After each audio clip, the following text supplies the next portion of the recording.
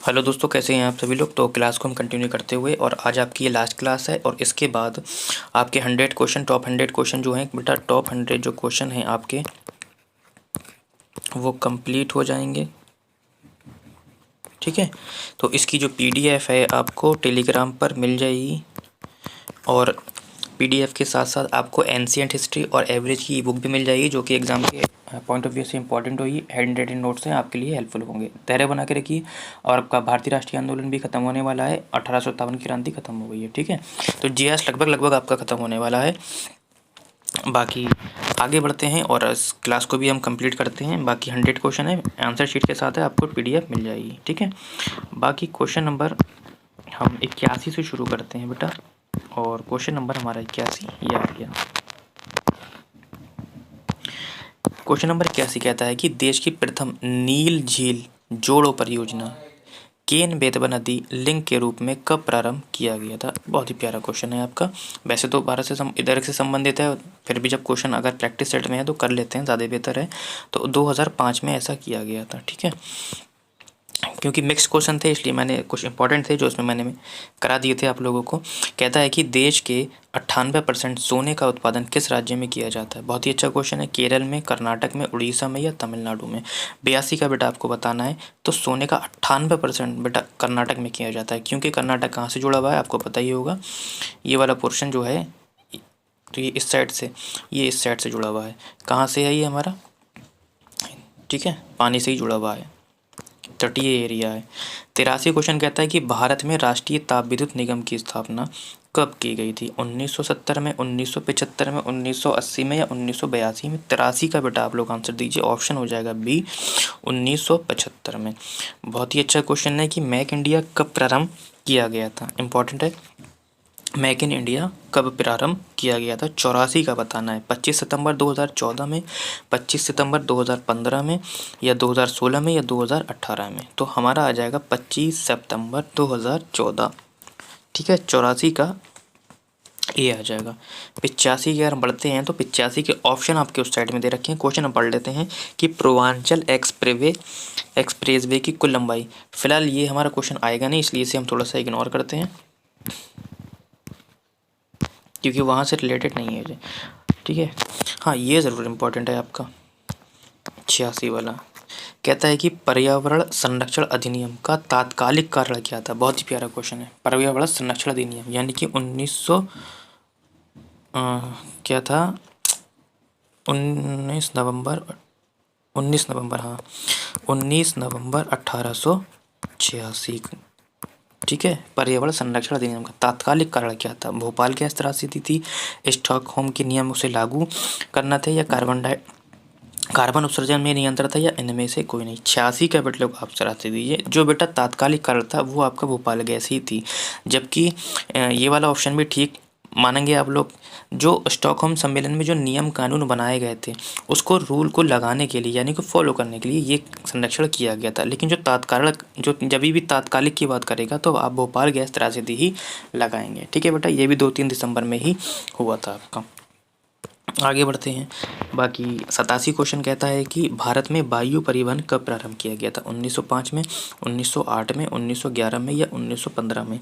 87 का जब आप लोग आंसर दीजिए बेटा, तो 1911 ईस्वी में वायु परिवहन प्रारंभ किया गया था। ठीक है, 88 की ओर अगर हम बढ़ते हैं तो कहता है कि किस अनुच्छेद के तहत समता के अधिकार की गारंटी दी गई। ये बहुत ही प्यारा क्वेश्चन है। 14 से 18, अनुच्छेद 25 से 28, अनुच्छेद 19 से 24, या इनमें से कोई नहीं। ठीक है, तो एक बार चाहें तो हम इसको क्लियर कर लेते हैं अच्छे तरीके से।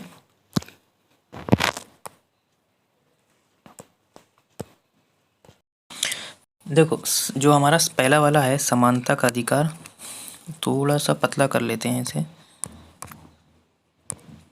ठीक है, पहला है हमारा समानता का अधिकार। ठीक है, मैं खाली समानता लिख दे रहा हूँ। चलो अच्छा, पूरा ही लिख देता हूँ, का अधिकार। ये जो अनुच्छेद चलते हैं, तो अनुच्छेद कहाँ से कहाँ तक चलता है ये, तो अनुच्छेद थोड़ा सा मोटा कर लेते हैं, बुरा लग रहा है। अनुच्छेद 14 से 18 तक। दूसरा है आपका स्वतंत्रता का अधिकार, ये जो चलता है 19 से 22 तक। ठीक। तीसरा है शोषण के विरुद्ध, ये चलता है 23 से 24। चौथा है आपका धार्मिक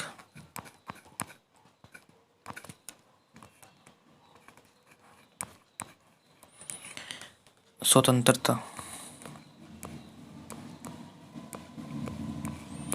ये चलता है 25 से 28। पांचवा है आपका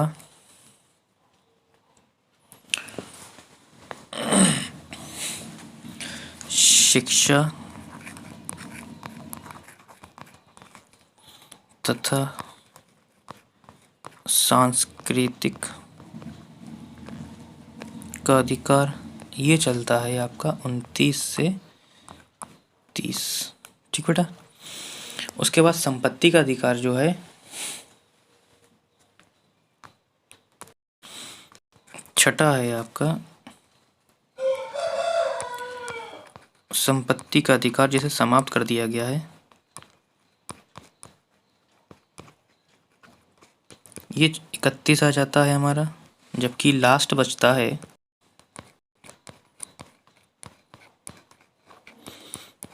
संवैधानिक उपचारों का अधिकार, उपचारों का अधिकार, ये 32 में आ जाता है। ठीक है, आप लोग इसका स्क्रीनशॉट ले लीजिए। फिलहाल अब हम आगे बढ़ते हैं। ठीक है, तो अब हमसे कौन सा पूछा था? हमसे जो पूछा था क्या पूछा था? हमसे पूछा था कि समता का, समानता का अधिकार पूछा था। तो अभी हमने आपको बताया, तो समानता का अधिकार हमारा आता है अनुच्छेद 14 से 18 तक। ठीक, आगे बढ़ते हैं। कहता है कि देवनी किसकी देशी नस्ल है? गाय की है, भैंस की है, घोड़ा की है, बकरी की है? इंपॉर्टेंट क्वेश्चन है, 89 का, आप लोग बताइए। तो ये गाय की एक नस्ल होती है जिसे हम बोलते हैं देवनी। ठीक है, जो लोग गांव से बिलोंग करते हैं बेटा, उन लोगों को अच्छे से पता होगा। 90 क्वेश्चन कहता है कि भारत के संविधान के अंतर्गत ग्राम पंचायत का गठन है, एक मूलभूत अधिकार है, एक मूलभूत कर्तव्य है, निदेशक सिद्धांत है, या इनमें से कोई नहीं? 90 का बताइए। ये एक निदेशक सिद्धांत है। ऑप्शन नंबर क्या होगा बेटा? सी हो जाएगा। ठीक है, 91 की ओर अगर बढ़ें, कहता है कि मौसम के दृष्टिकोण से उष्ण कटिबंधीय प्रदेश का प्रमुख लक्षण क्या है? वर्ष भर गर्मी रहना, ठंड में अधिक ठंड व गर्मी में हल्की गर्मी, या साल भर अधिक जाड़ा, या ठंड में कम ठंडी व गर्मी में हल्की गर्मी? तो आप लोगों को बताना है, कल मैंने आपको बताया भी था कि उष्ण कटिबंधीय एरिया कौन सा होता है। फिर से बता देता हूँ, ये हमारा इक्वेटर होता है। ठीक है, ये हमारी कर्क रेखा होती है, ये हमारी विषुवत वो मकर रेखा होती है। तो इसके जो बीच का भाग होता है बेटा, इसे ही हम उष्ण कटिबंधीय प्रदेश या क्षेत्र बोलते हैं। ठीक है, यहाँ पे क्या होता है कि वर्ष भर सूर्य की जो किरणें होती हैं, वर्ष भर सीधी सीधी पड़ती हैं, इसलिए यहाँ पर क्या होता है, वर्ष भर गर्मी रहने, हर टाइम क्या होती है, जब सूरज की किरणें पड़ेंगी तो वर्षा ज़्यादा होगी, वर्षा भी ज़्यादा हो सकती है, और गर्मी भी क्या होगी, ज़्यादा पड़ेगी तुलना में अंटार्कटिक और आर्कटिक में। ठीक है, तो फिलहाल हमारा ऑप्शन क्या हो जाएगा? ऑप्शन नंबर ए हो जाएगा। 92 की ओर अगर हम बढ़ते हैं, तो ये सांस से रिलेटेड है, इसलिए मैंने जीके जीएस लिख दिया था कि हमारे शरीर के किस अंग द्वारा अमोनिया को यूरिया में परिवर्तित किया जाता है? यकृत के द्वारा, वृक्क के द्वारा, फेफड़े के द्वारा, हृदय के द्वारा? 92 का बताना है। अब हृदय के द्वारा तो नहीं होगा, ना ही फेफड़े के द्वारा होगा, तो ये यकृत के द्वारा किया जाता है आपका, कि अमोनिया को यूरिया में क्या कर दिया जाता है बेटा? बदल दिया जाता है। 93 की ओर हम बढ़ते हैं। कहता है कि एक स्तर से दूसरे स्तर पर ऊर्जा में कितना % का ह्रास होता है? ये पूछ रहा है कि ह्रास होता है, मिलती है, ये नहीं पूछ रहा है। ये मैंने आपको बताया था 1942, क्या बताया था? लिडमैन काय का नियम दिया था, 10% का नियम दिया था इन्होंने। ठीक। ठीक है।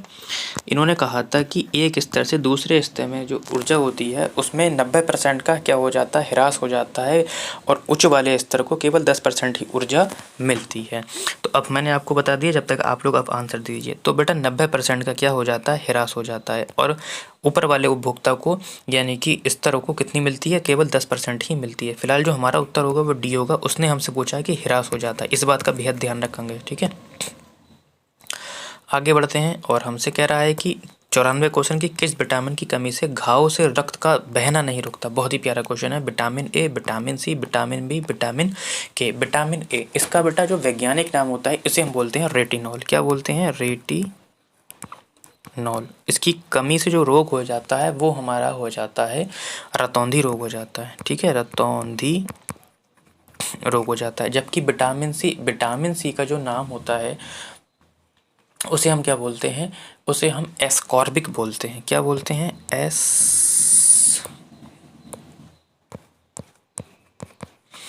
एस्कॉर्बिक बोलते हैं। इसकी कमी से आपको पता ही है कि स्कर्वी रोग हो जाता है, ठीक है, स्कर्वी रोग हो जाता है। जबकि विटामिन बी जो होता है इसमें B1, B2, B5 चीज़ें होती हैं, जिसमें B1 से बेरी रोग हो जाता है, B2 से डर्मेटोसिस हो जाता है बेटा आपका, ठीक है। जबकि विटामिन के जो होता है हमारा, जिसका इसे रासायनिक जो नाम होता है फिलिक्विनिन होता है। इसका नाम क्या नाम होता है, फिलोक्विनोन।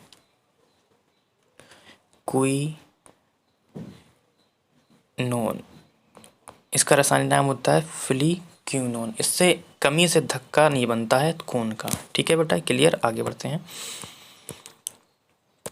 94 निम्न में से कौन सा पदार्थ बायोगैस संयंत्र में प्रयोग नहीं होता है, ठीक है, इंपॉर्टेंट क्वेश्चन है। कहता है पशु मेला, खनिज तेल, मानव मल या जैव कचरा, ठीक है। तो कौन सा प्रयोग बायोगैस में नहीं होता है, 95 का बेटा आप लोग आंसर दीजिए, ठीक है। देखो पशु मेला होता है, क्योंकि वहाँ पे जब पशु होंगे तो गोबर मल निकालेंगे, जैव का कचरा हो गया, मानव का मल हो गया। लेकिन खनिज तेल का इस्तेमाल बायोगैस संयंत्र में नहीं किया जाता है। 96 क्वेश्चन कहता है कि बिहार राज्य में, इंपॉर्टेंट क्वेश्चन है, कि लीची के उत्पादन में कौन सा जिला अग्रणी है, गया, पटना। बाकी बेटा इसका इस साइड में है तो इधर देख लेते हैं, मुजफ्फरपुर या जहानाबाद। तो बेटा इसका ऑप्शन हो जाएगा सी, मुजफ्फरपुर में, ठीक है। नवंबर से दिसंबर का जो महीना होता है वही मधुमक्खी पालन के लिए होता है, ठीक है बेटा। 97 और कहता है कि वायुमंडल की सबसे ठंडी परत कौन सी होती है। कहता है तापमान मंडल, क्षोभ मंडल, आयन मंडल, मध्य मंडल। 97 का बताना है। और TRE 1 में इसमें से क्वेश्चन आया था और पहली परत पूछी थी उसने। तो हमसे पूछा है कि सबसे ठंडी परत कौन सी होती है। 97 का हो जाता है मध्य मंडल, जो सबसे ठंडी परत होती है, ठीक है। पहले नंबर पर क्षोभ मंडल आ जाता है, फिर समताप क्षोभ मंडल आ जाता है, क्षोभ मंडल, और दूसरे नंबर पे आपका आता है समताप मंडल आ जाता है, तीसरे पे मंडल मंडल आ जाता है, आयन मंडल आ जाता है, और उसके बाद 5वें पे आपका बहिर्मंडल आ जाता है आपका, ठीक है। पिछली बार TRE 1 में इसमें एग्जाम में क्वेश्चन आया था इसका। आगे बढ़ें तो 98 की ओर, और 98 क्वेश्चन आपसे कहता है कि किसी नदी के प्रदूषण स्तर की माप की जाती है। ATP के द्वारा, STP के द्वारा, WPL के द्वारा, BOD के द्वारा। तो सभी को पता है, CTET में भी बच्चे ने पढ़ा होगा। तो 98 का हो जाएगा बेटा BOD के द्वारा, ठीक है। आगे भारत की पहली IPS अफसर कौन थी, ये तो सभी को पता है, किरण बेदी थी। ऑप्शन है, वो क्वेश्चन आ गया है तो ले रहे हैं, लेकिन सभी को पता होगा कि भारत की पहली महिला IPS अफसर कौन थी। 99 का बेटा आप लोग को आंसर देना है। तो कौन हो जाएगा, हंसा मेहता थी, ठीक है। आगे लास्ट क्वेश्चन है आपका ये, और इस सेट का भी लास्ट क्वेश्चन है, क्योंकि टॉप 100 आपके क्वेश्चन थे जो कि आज कंप्लीट हो गए हैं। PDF इसको आपको क्लास के तुरंत बाद मिल जाएगी। कहता है शुष्क बर्फ किसका ठोस रूप होता है, इंपॉर्टेंट है। अमोनिया का, कार्बन डाइऑक्साइड का, नाइट्रोजन का, ऑक्सीजन का। तो किसका होता है, कार्बन डाइऑक्साइड का, ठीक है। ऑप्शन नंबर B हो जाएगा। तो क्लास को आप लोग शेयर कर दीजिए।